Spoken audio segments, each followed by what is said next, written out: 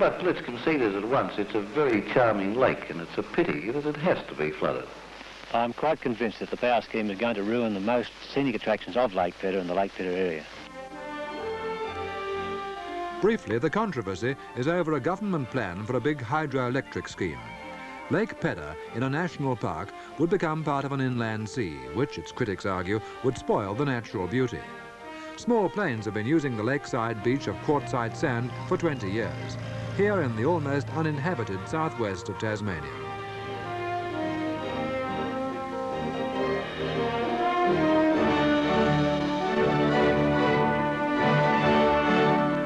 In stage one of the proposed power scheme, dams will be built on the Gordon, Serpentine and Huon rivers.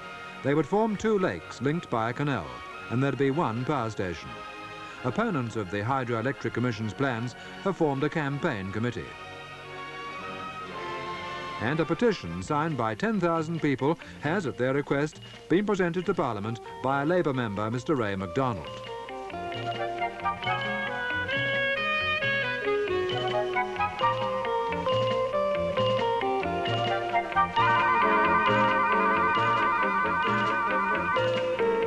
A bill to put stage one into action has been passed by the House of Assembly. This week, it'll be considered by the Upper House or Legislative Council, a committee of which has made its own inquiry. Our reporter, Dougal MacLeod, met the Minister for Industrial Development, Mr. Fagan. There will be established there a vast waterway covering approximately 200 square miles. Surrounding the whole of that waterway will be a series of mountain ranges with peaks rising up to 4.5 and in some cases nearly 5,000 feet.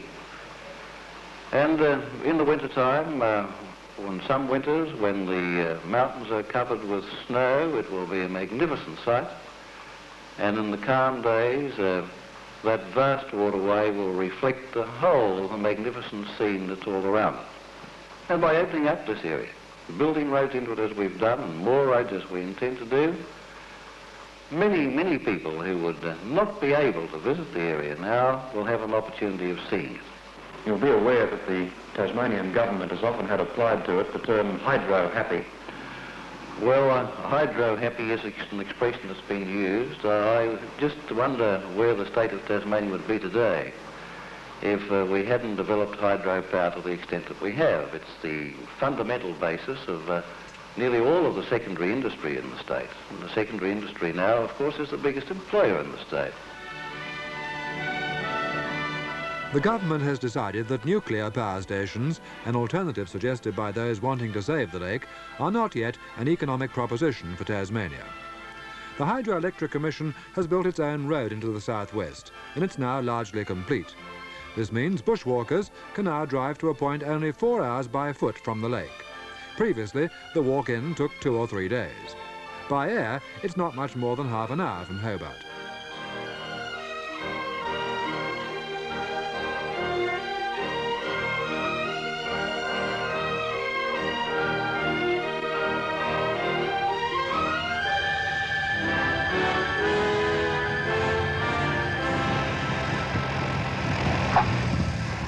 Our camera crew was fortunate because there's often a fog or blizzard at this time of year, or else the beach is covered with water, or too wet to land on anyway.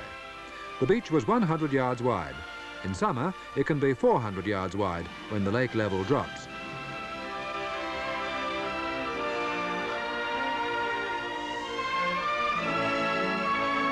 With our reporter is Mr. Ron Brown, a former member of the Legislative Council. An orchardist, he's chairman of the committee opposing the hydroelectric scheme. And he quotes Sir Edmund Hillary as saying, "I don't believe that engineers can always improve on nature." Mr. Brown. We're going to lose this magnificent beach and the lovely foreshore.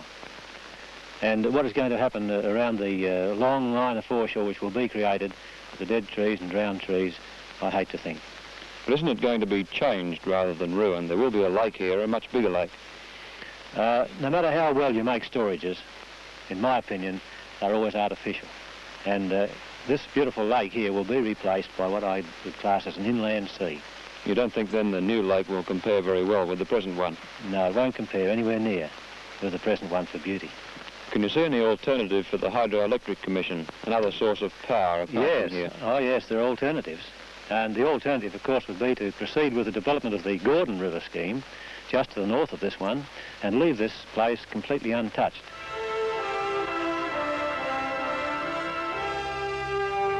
The Hydroelectric Commission says the need to get on with the scheme is most urgent.